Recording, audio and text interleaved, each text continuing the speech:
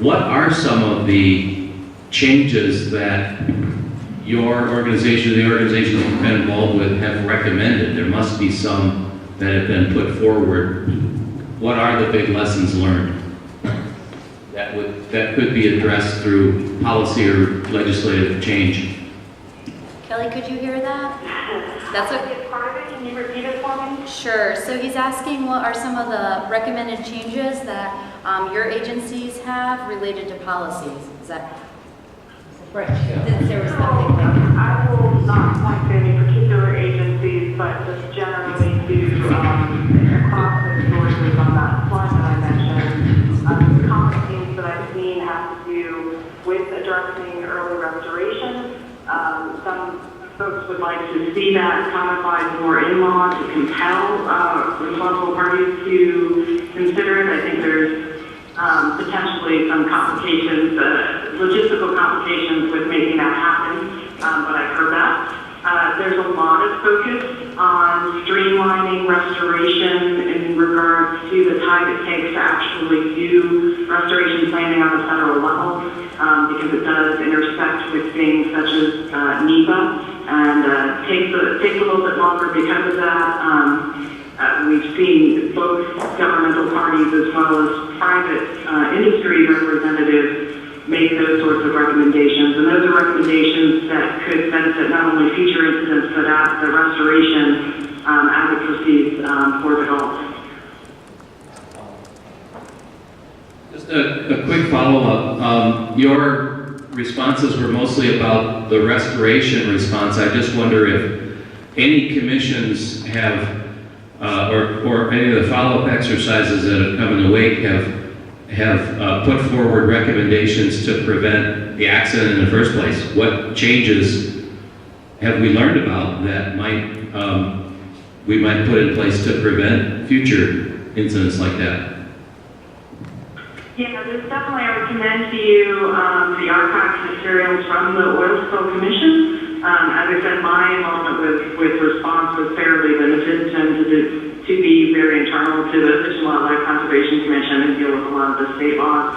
But if you're particularly interested in sort of the federal response issues and recommendations, there's a wealth of resources still available, archived on the internet from the Oil Spill Commission's hearings and the recommendations they made that cut across everything in terms of drilling to spill and response to restoration. Guys, I have one follow-up to the previous question.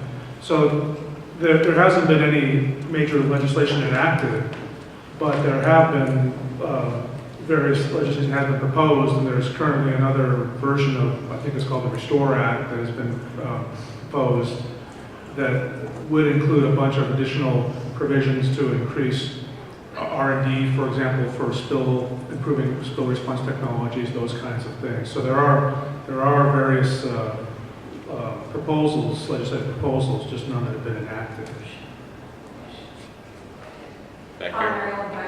Television's Great Lakes Bureau, Great Lakes Now.org. Once again, very good, guys.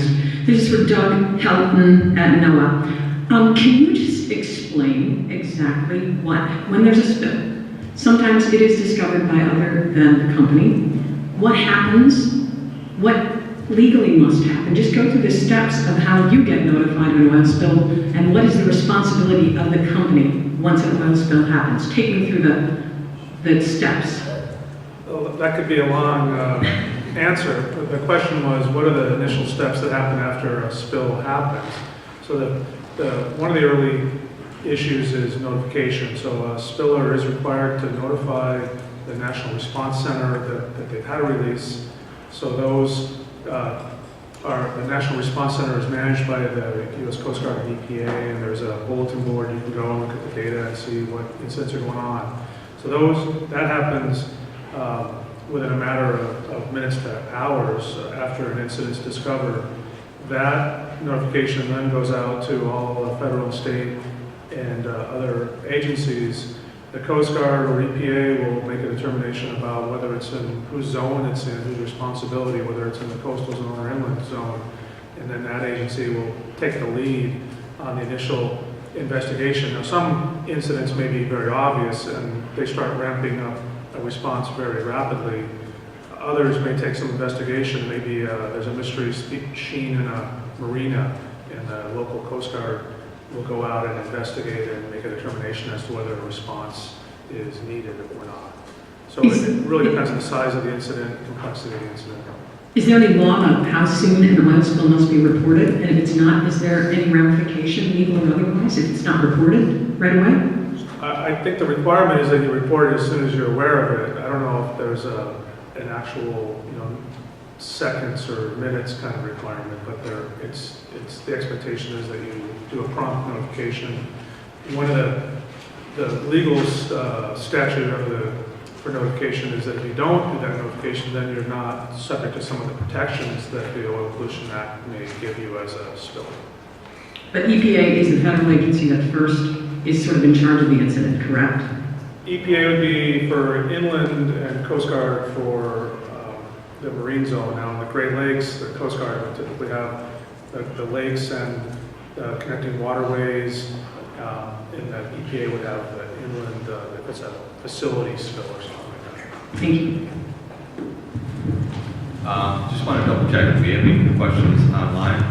I have had two handed to me.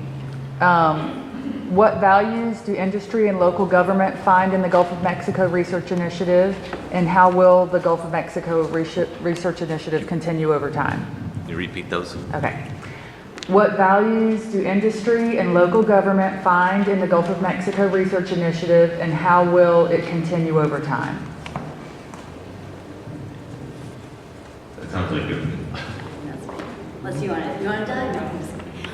Okay, so for those on the line, the question was twofold. So one, talking about the Gulf of Mexico Research Initiative and maybe the benefits that it can provide for industry and local government. And then the other one is how the Gulf of Mexico Research Initiative is going to continue over time. So, local government was one of our initial audiences in phase one.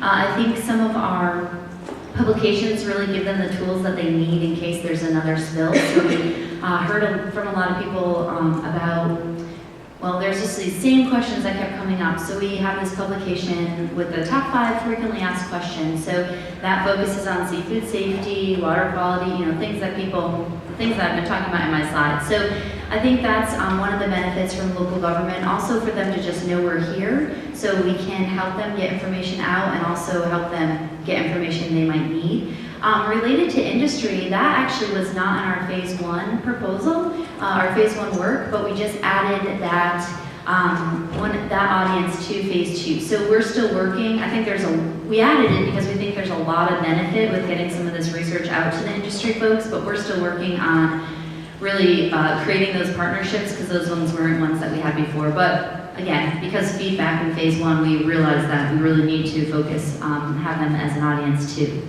So related to Gulf of Mexico Research Initiative continuing over time, GOMRI's legacy is one of their huge focuses right now. So you know that it was a 10-year initiative, started in 2010. So they're more than halfway. They're kind of getting to the last couple of years of funding. So they're really focused on their legacy. Some of the things that they've been working on, one is investing a lot in grad students so that we can have those young people researching these issues and learning about the system, oil spills, Gulf of Mexico.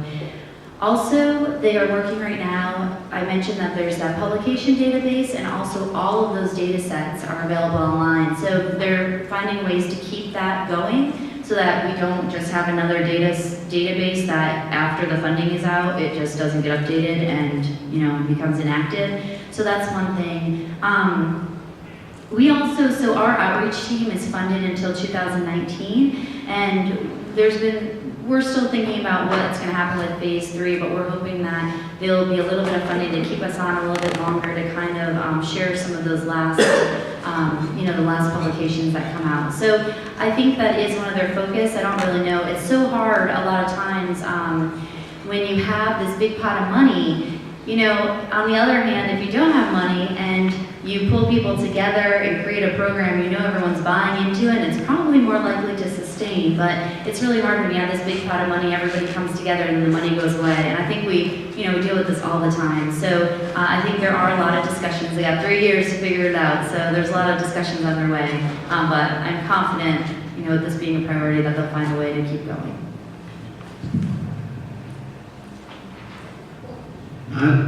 This is Mark Burrows with IJC. Maybe we should use that. Yeah, I wouldn't use the lavalier mics. Can you hear me okay? My question is about the extent of sharing of information internationally between Mexico and the United States. Back in 79 through 80, there was a 9-month spill in the Bay of Campeche, which was quite similar to the Deepwater Horizon. It oiled some beaches in Texas, and sorry for this microphone thing. I was wondering how much information has been shared from those previous incidents internationally, and how do you make sure that the lessons learned of Deepwater Horizon get shared in that arena?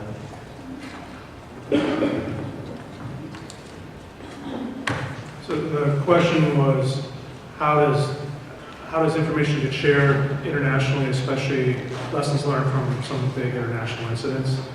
And the Ixtal oil spill you mentioned in the Campeche was very similar in many ways to the Deepwater Horizon. It was something that on day one of Deepwater Horizon, we were looking at our records because NOAA had responded to the Ixtal incident. And so we looked at that, and in the end, it was a similar spill volume, similar use of dispersants. One of the major differences is Ixtal was a much shallower well, and the release lasted much longer. But it was, in the end, capped in the same way with a relief well and those kinds of things. They even used a top hat to try to control the flow. Of course, they called it a sombrero. So there was a lot of interesting coincidences there. Generally, we do have a really good way of sharing international information. We do that formally through International Maritime Organization. There's a work group there that works on, that the U.S. is a member of, that deals with oil pollution and hazardous substances. There's also a number of big conferences that happen around the world. One that just happened a few weeks ago in Los Angeles, that was International Oil Spill Conference, and those kinds of papers and proceedings are a wealth of information for sharing those lessons learned. Can I add a couple points to that? Go ahead, Kelly. Yeah, I just want to commend actually the Gulf of Mexico Alliance is doing a little bit more to facilitate our connections to Mexico and is exploring how to do so more with Cuba. So those types of long-standing regional efforts and communication efforts become really important, I think, in communicating stuff like this. I'll also give a shout out to the Hart Research Institute. The Gulf Summit, particularly this past conference, was a great example of their efforts to reach out to our international partners. And one more thing to add is that there's a long-standing relationship between U.S. and Mexico and U.S. and Canada on spill preparedness and spill exercises. So there's what we call a U.S.-Mexico plan. There's a U.S.-Canada plan that includes Great Lakes and marine spills in the Gulf of Mexico. Yes, we've got another question over here. Yes, Jerome Mari with the CCA. The question is for Doug, I think, about the data that is used for response and the ESI, I think the data that NOAA is using. And you mentioned that the data sometimes gets a little bit old. And my question is there a plan, or is there a plan to know when do we need to renew, to update this data? Because I think we always have to be on top of what's out there now in case of this is being used for response. So the question was about updating the environmental sensitivity index maps. So those are maps of the whole U.S. coastline, including Great Lakes. And the desire by the agency is generally to have them be updated on 7 to 10 year cycle, but they're more like the 20-year cycle of development. We don't have specific funding for those. We often get episodic funding. After Hurricane Sandy, there was funding to update all the ESI maps in New England, for example. Some of the proposed legislation after Deepwater would provide a more stable source of funding for those things, but that hasn't gone anywhere. We had a question with Bill.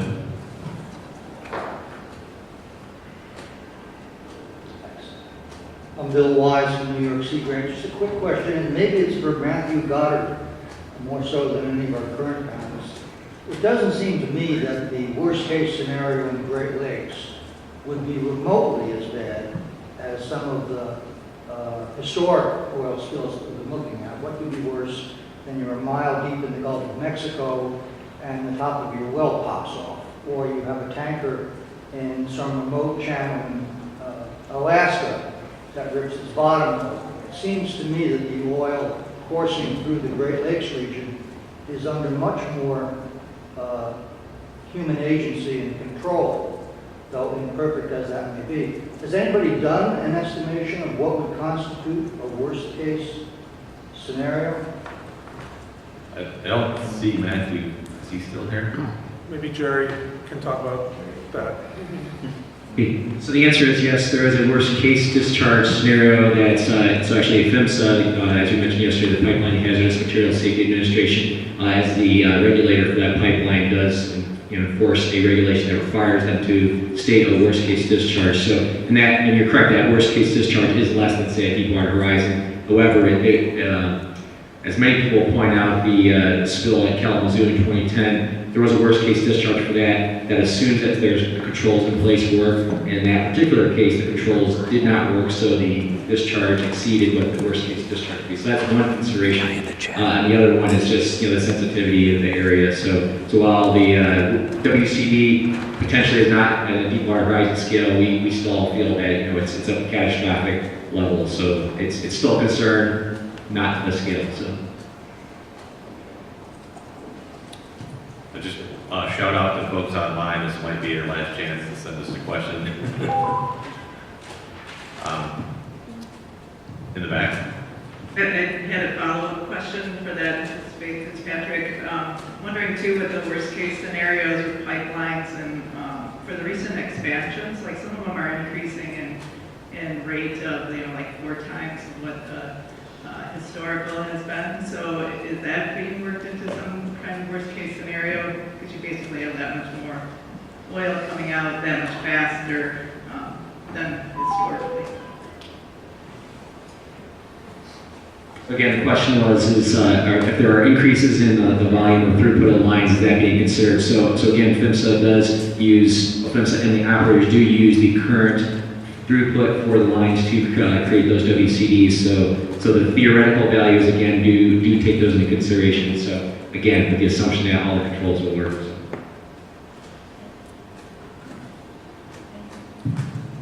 Last question. One more.